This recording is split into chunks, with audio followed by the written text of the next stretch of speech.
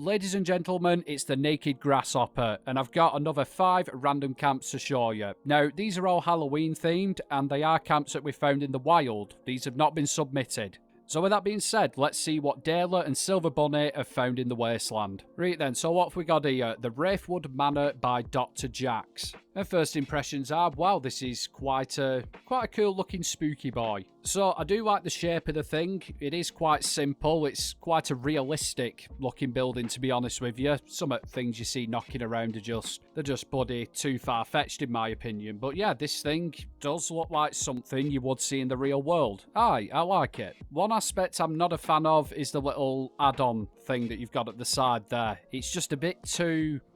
It's just a little bit too different to the set that you've used to, you know, build the rest of the house with.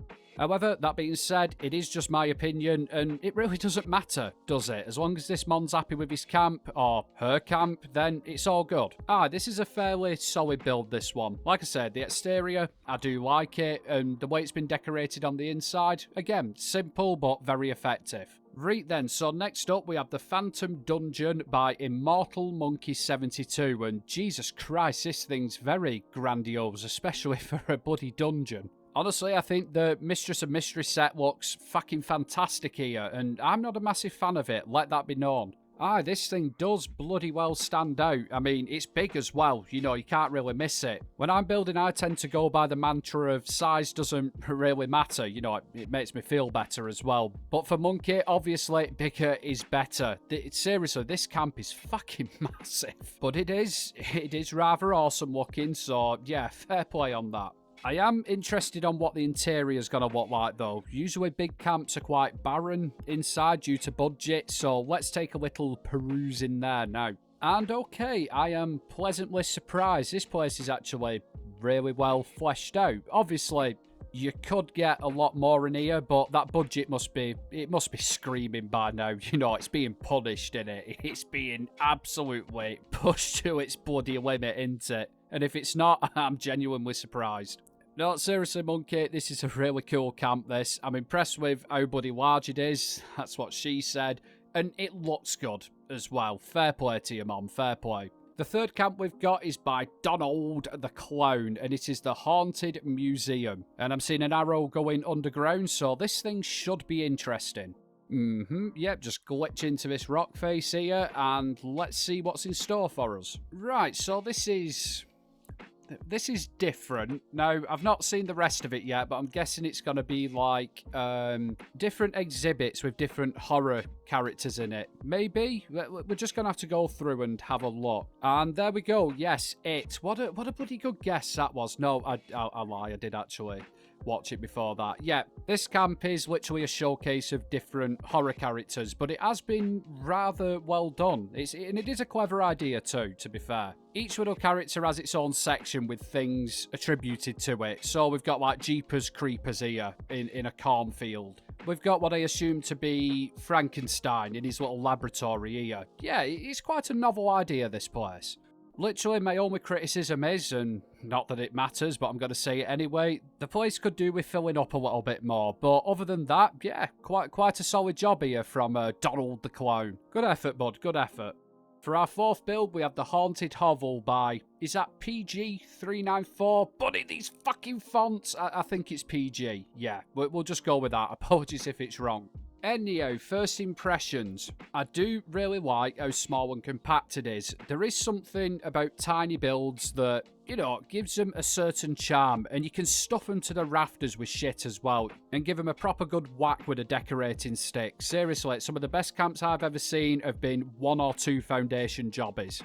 Anyhow, enough of the size of the thing, let's actually take a look at it. And it is quite a unique looking design. I'm not complaining about that whatsoever. It's nice to see different things. And the location choice is bob on. This is an absolutely fantastic camp spot. So yeah, top marks on that.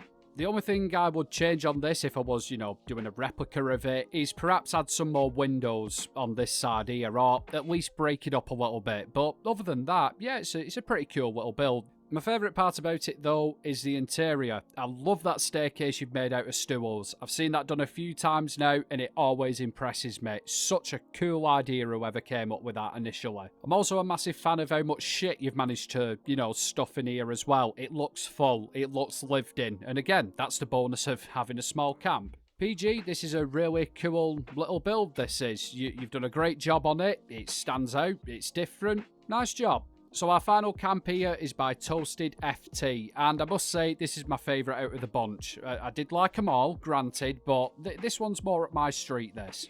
Exterior wise, again, like the first camp we looked at, it is quite a simple shape, but I think it works really well. You don't always have to go bloody overboard and mad with shit to make it look good.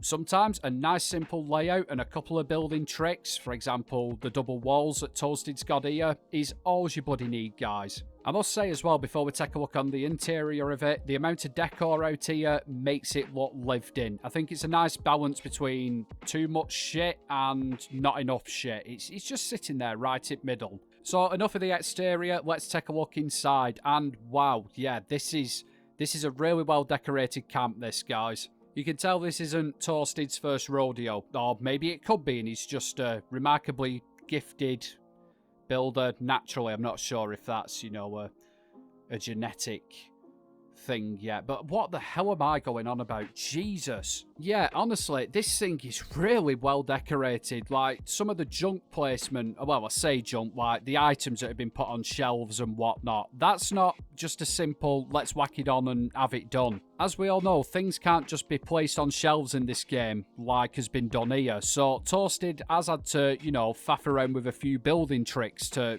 get it looking like that. It's not a lot, but it is effective. Toasted, seriously, mate, and I mean this genuinely. Bloody good job on this camp. This is a really smart build, this. And with that, guys, that is the 5 random camps of the Wasteland Halloween edition.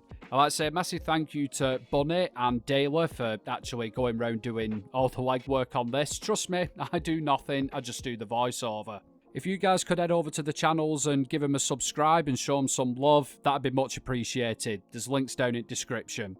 Anyhow, I'll love you and leave you. Massive thank you to all the builders featured for letting us record it. And yeah, I'll catch you at next one. Have fun, everybody.